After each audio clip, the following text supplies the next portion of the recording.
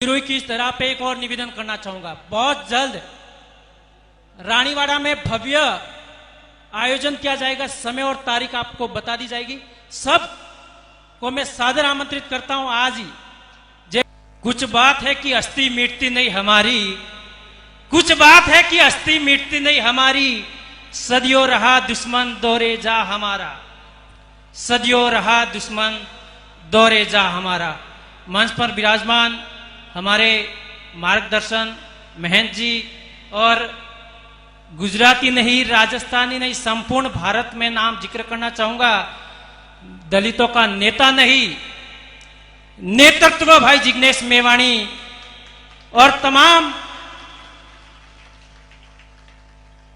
मेघवाल परिवार के सम्मानीय और आदरणीय माताएं, बहनें, युवा साथी और बुजुर्ग, आप सभी का इस प्रोग्राम में इतना खूबसूरत तरीके से अहम योगदान, ये वाकई में एक बहुत बड़ा मैसेज ऊपर तक जाएगा। बातें तो बहुत सारी वक्ताओं ने कह दी, मैं तो इतना ही कहना चाहूंगा युवाओं को कि अगर जवानी में चमचागिरी की लत पड़ गई ना, अगर जवानी में चमचागिरी की लत पड़ गई ना, तो बूढ़ापा बड़ी मुश्किल से निकलता है। इस बात को ध्यान रखिएगा, इस बात को ध्यान रखिएगा। और बात बहुत सारी हुई और जिक्र हुआ कि राजनीति का, तो मैं थोड़ा सा कहना चाहूंगा कि ऐसा कोई मंच नहीं होता है जहां राजनीति नहीं होती और बिना राजनीति के कोई बात नहीं होती। इस बात को भी ध्यान रखना चाहिए हम लोगों को। और बहुत सारे लोग ये भी कहते हैं कि वहां महाकुंभ है, तो मैं बताना चाहूंगा कि समाज तो हमारा बहुत बड़ा है, ये तो सिर्फ परिवार है और वो भी सिरोही का, क्योंकि हमारा समाज तो SC ST OBC माइनॉरिटी बहुत बड़ा है। और अगर वो जिस दिन एक हो गया तो शायद सबके कान नाक सब चीज खुल जाएगी। ये तो सिर्फ परिवार की झलक है।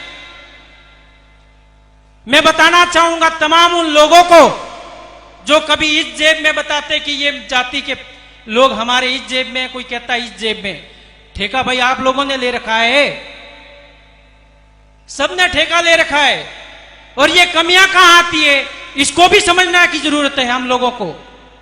हम भाषण तो बड़ा बड़ा दे देंगे, आरोप भी लगा देंगे, कभी प्रशासन को हम लताड़ेंगे, आंखों में आंखें डाल के बात करेंगे, कभी उस पे आरोप लगाएंगे, कभी काम करने वाले व्यक्ति पर आरोप लगाएंगे, कभी हमने खुद से पूछने की कोशिश नहीं की। आज नौबत इसलिए आ रही है, आजादी के बाद आज भी हम उसी लकीर पर लाठी पीट रहे हैं कि अत्याचार क्यों हो रहा है। भाई ये करने वाले कौन लोग हैं और करवाने वाले कौन लोग हैं, ये भी तो समझने की जरूरत है। आप किसी भी राजनीतिक पार्टी से हो, लेकिन जब बात परिवार की आए, समाज की आए, सारी चीजों को परे रख के स्वाभिमान को जिंदा रखो और बोलना तो पड़ेगा। मैं ज्यादा बात नहीं करके, जहां भी इस परिवार का व्यक्ति, चाहे राजनीतिक हो, चाहे सामाजिक हो, चाहे आर्थिक हो, किसी भी फील्ड में हो, हम सबको मिलके उसको आगे बढ़ाने का काम करना होगा। इसी बात के साथ मैं ज्यादा नहीं लंबा खींचते हुए निवेदन करना चाहूंगा तमाम लोगों को, युवाओं को जगने की जरूरत है। और उन लोगों को कहना चाहूंगा कि युवाओं में राजनीति में आने के लिए मजबूर मत कीजिए। जिस दिन युवा राजनीति में आ गया ना, तो मुश्किलें बढ़ जाएगी आप लोगों की। अत्याचार बंद करना पड़ेगा। इस सिरोही की धरा पे, इस बुलंद आवाज में मैं सरकार से भी निवेदन करना चाहूंगा कि इस जाति पे अत्याचार बंद करना पड़ेगा। इन माता और बहनों पे अत्याचार करना बंद करना पड़ेगा।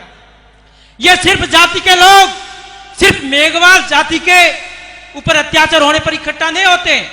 ये तो जब OBC के साथ अत्याचार होता है, जब माइनॉरिटी के साथ अत्याचार होता है, जब जनरल के साथियों के साथ अत्याचार होता है, तो बिना झिझक, बिना किसी बैनर के, बिना किसी डर के बेखौफ मैदान में खड़े हो जाते हैं।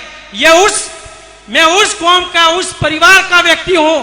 मुझे तो गर्व है कि मैं जिस समाज में पैदा हुआ हूं, वो युवा वो बुजुर्ग, वो माताएं बहनें बेखौफ होकर लड़ने का काम करती है।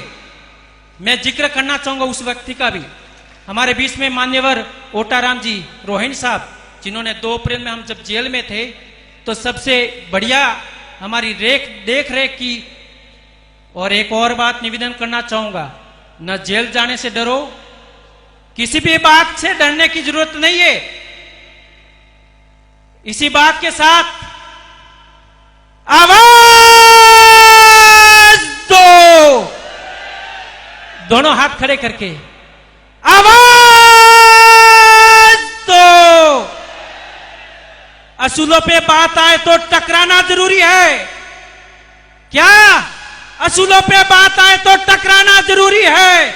जिंदा हो तो जिंदा नजर आना जरूरी है। इसी बात के साथ इंकलाब जिंदाबाद, जय भीम, जय जोहर, इंकलाब जिंदाबाद। बहुत बहुत धन्यवाद।